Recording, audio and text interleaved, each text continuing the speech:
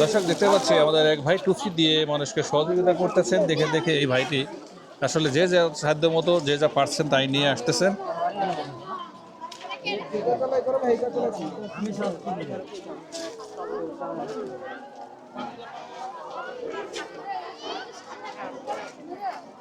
যারা অরিজিনালি ক্ষতিগ্রস্ত তাদের কাছ থেকে আমরা অভিযোগ পাচ্ছি যে তারা সহযোগিতা পাচ্ছেন না, পাচ্ছেন যারা তারা হলেন গিয়া অন্যত্র থেকে আসা মানুষজন, বহিরাগত তারা।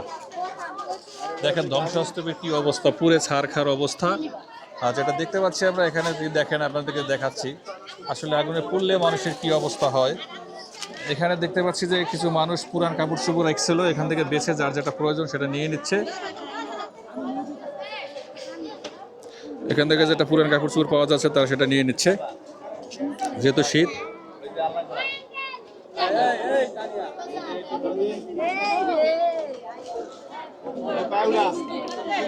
এখন সবকিছুরই প্রয়োজন, যেটা দিচ্ছে যার যেটা প্রয়োজন, পুরাতন হলেও ব্যবহার উপযোগী হলে সেটা নিয়ে তারা ব্যবহার করবে।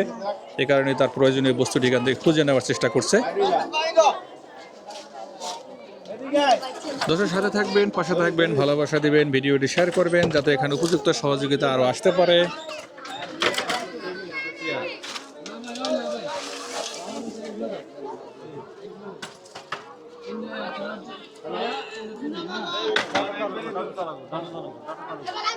মাল কি দুইবার মাল দেব?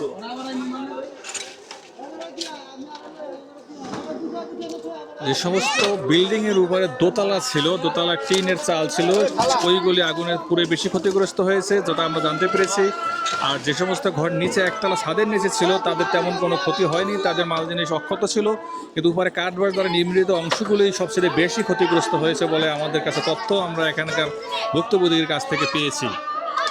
কাজেই সবাইকে সবিনয় অনুরোধ করবো, যারা ধনাঢ্য ব্যক্তি এবং দাতব্য সংস্থার মাধ্যমে সহযোগিতা নিয়ে আসবেন, অবশ্যই খুঁজে ক্ষতিগ্রস্তদেরকে বের করে সাহায্য সহযোগিতা করবেন।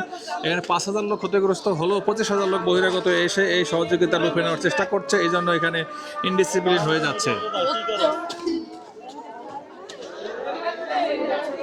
আমরা শুক্রবার এসেছি, প্রচুর মানুষের সমাগম, প্রচুর ভিড়।